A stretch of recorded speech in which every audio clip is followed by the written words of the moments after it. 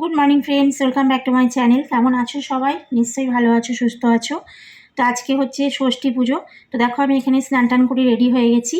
আর আজকে আমাদের এখানে প্রচণ্ড প্রচণ্ড গরম। তো আমার শাড়ি পরার একদম ইচ্ছে ছিল না, কিন্তু যেহেতু পুজোর ব্যাপার শাড়ি পরতে হবে, তাই একটা সিম্পল সুতির ছাপা পরেছি। কেন গরমে আমার আর কিচ্ছু ভালো লাগছিল না আজকে পরতে, আর আমার শরীরটাও ভালো না, আমার চোখ দেখে তোমরা বুঝতে পারছো। তো আমি এভাবেই রেডি হয়েছি, আর কাপড়টা সত্যিই খুব নরম, পরে খুব ভালো লাগছে। আর এদিকে আমি সব কিছু গুটিয়ে নিয়েছি। তো এটা যা যা লাগে সব কিছু এখানে নিয়েছি, আর আরেকটাও থালা আছে যেখানে আমি ফলগুলো সুন্দর করে কেটে নিয়েছি। তো ওগুলোও নেবো, আর এটাও নেবো। আর পাখাটা বাকি ছিল নিতে, তাই পাখাটা নিলাম। আর উপরে আমার কাছে ঢাকা দেওয়ার মতন কিছু ছিল না বলে আমি শালুটাকে নিয়ে নিলাম। তো এটা দিয়ে চালিয়ে নিচ্ছি। আর মেয়ে যেতে চাইছিল না, তাই আমি মেয়েকে একটু জোর করেই নিয়ে যাচ্ছি আমার সাথে। তো দেখো মেয়ে এদিকে স্নান টান করে রেডি হয়ে গেছে। ওকে আমি একটা কানের দিয়েছি, ও পড়ছে ওটা। আর ও যেতে চাইছিল না, ওকে আমি খানিকটা জোর করেই নিয়ে যাচ্ছি। আর ও দেখো এই জিন্সের সাথে গেঞ্জিটাই পরবে বললো, তাই আমি ওটাকে বার করে দিলাম।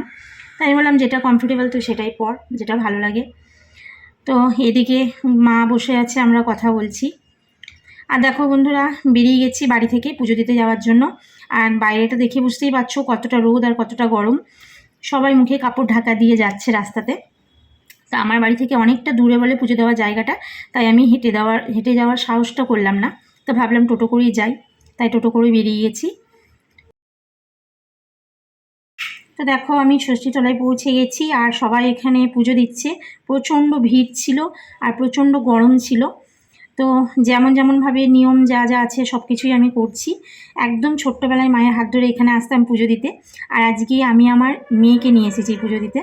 তো মা যখন পুজো দিত আমি দাঁড়িয়ে দাঁড়িয়ে দেখতাম, সব কিছু শিখেও গেছিলাম। আর আজকে আমাকে পুজো দেওয়া দেখে হয়তো আমার মেয়েও শিখে যাবে। তো খুব ভালো লাগছে, সেই পুরোনো দিনের কথাগুলো মনে পড়ছে।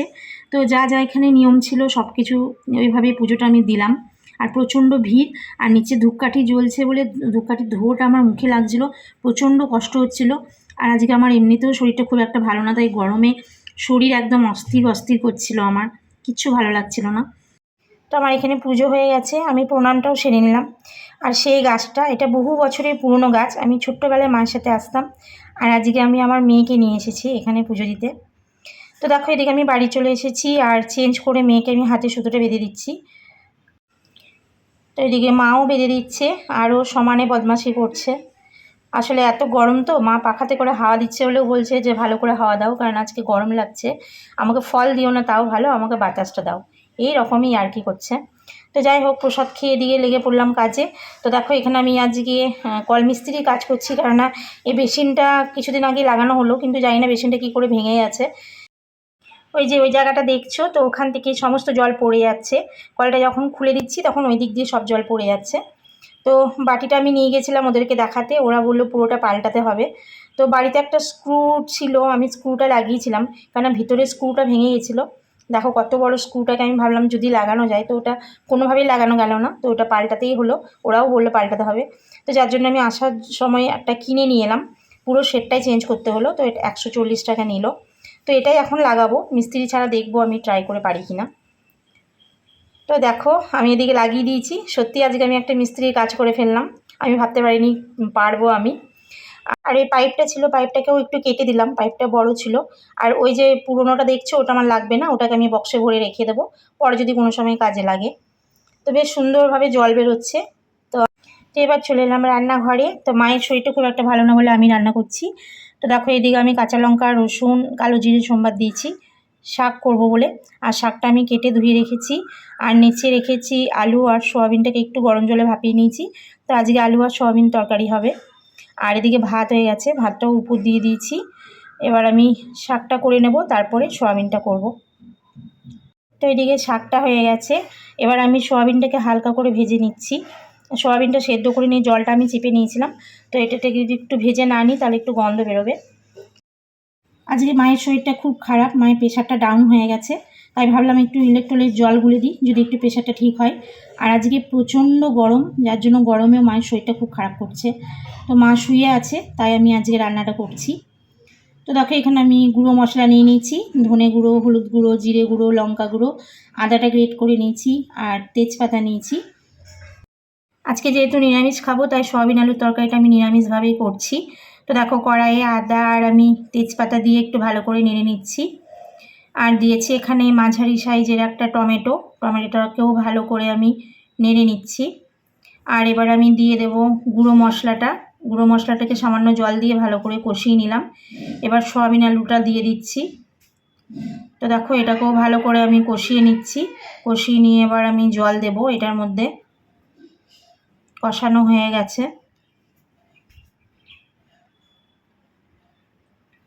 তো হয়ে গেছে এটা। এখানে ঘি দিয়ে দিচ্ছি। কত সুন্দর হয়েছে দেখো দেখতে, আর খেতেও খুব টেস্ট হয়েছিল। আর খুব একটা ঝোল রাখিনি, একটু গায়ে মাখা করেছি। সেদিনকে 3টে টব কিনে এনেছিলাম আর 3টে গাছ কিনে এনেছিলাম। তো দেখো ফুলটা কত সুন্দর ফুটেছে। তো ফুলটা কিন্তু পিঙ্ক কালার নয়, এটা হচ্ছে অরেঞ্জ কালার। তো ক্যামেরাতে কেমন আসছে আমি জানি না। খুব সুন্দর ফুলটা, থোকা ফুল, একদম পাতি নয়। তো এই টবে এই গাছটা লাগিয়েছি। আর ওইটা হচ্ছে একটা পাতি গোলাপি রঙের জবা। ওটা ছোট সাইজের হচ্ছে, খুব একটা বড় নয়। কুড়ি ছিল 2-1টা, তো 1-2টো ফুটেছিল। আর এটা হচ্ছে হলুদ রঙের জবা। তো এটা ফুটলেও খুব সুন্দর লাগবে, কালারটা খুব সুন্দর জবাটার। তো দেখো একটাই কুড়ি আছে, আর একটা ছিল ওটা ঝরে পড়ে গেছে কুড়িটা। আর এটা হচ্ছে সাদা জবা। তো এটা বাড়িতেই ছিল, তাই টবটাকে একটু চেঞ্জ করে ভালো করে লাগালাম। আর দেখো একটা কুড়িও এসেছে, এটা কালকে ফুটবে কুড়িটা। আর এইগুলো দেখো ঘুটের বস্তা। মা সব ঘুটের বস্তাগুলোকে এখানে সাজিয়ে রেখেছে। 1টা 2টো 3টে 4টে আর 5টা। তো 5টা ঘুটের বস্তা আছে এখানে। তো ঘুটেগুলোকে জলে ভিজিয়ে মা গাছের গোড়াতে দেয়। যেহেতু এখানে আমাদের ধারে কাছে সার কোথাও পাওয়া যায় না, গোবর সার, তাই মা ঘুটেগুলো ভিজিয়ে দেয়। তো খেয়ে দিয়ে একটু বিশ্রামও করিনি, আমি চলে এলাম উপরে গাছে জল দিতে। মাই প্রত্যেকদিন জলগুলো দেয়। তো মায়ের হাঁটু ব্যথা, শরীরও ভালো না, তাই ভাবলাম আজকে আমি দিই। তো গাছগুলো মায়ের প্রাণ। মা একদম সুন্দরভাবে গাছগুলোকে যত্ন করে। আর তারপরে টাইম জল দেয়, সার দেয়। তো আমার তো অত হয় না, যখন আমি আসি তখন মাঝে মাঝে জলটা দিই। আর আকাশটা দেখো কত সুন্দর। তো একটু মেঘও করেছে। তো সন্ধ্যার দিকে বৃষ্টি হলেও হতে পারে। তো বৃষ্টি হলে একটু ভালোই হবে, কারণ প্রচণ্ড গরম আজকের দিনে, পারা যাচ্ছে না, এতটাই গরম।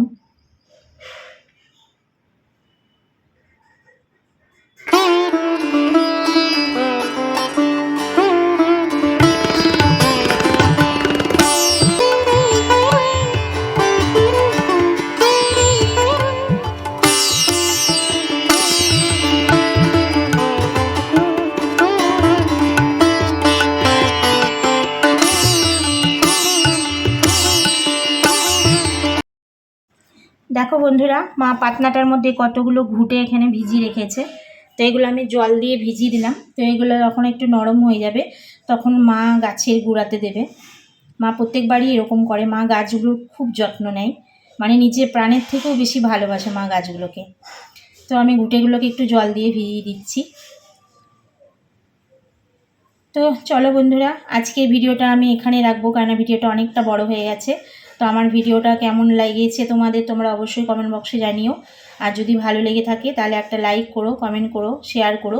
আর আমার চ্যানেলটাকে অবশ্যই করে সাবস্ক্রাইব করে দিও। আর পাশে থাকা বেল আইকনটা ক্লিক করো, তো যখন নতুন কোনো ভিডিও দেবো সবার আগে তোমাদের কাছে নোটিফিকেশন পৌঁছে যাবে। তো চলো, আবার দেখা হচ্ছে আবার অন্য কোনো ভিডিওর সাথে। ততক্ষণের জন্য টাটা।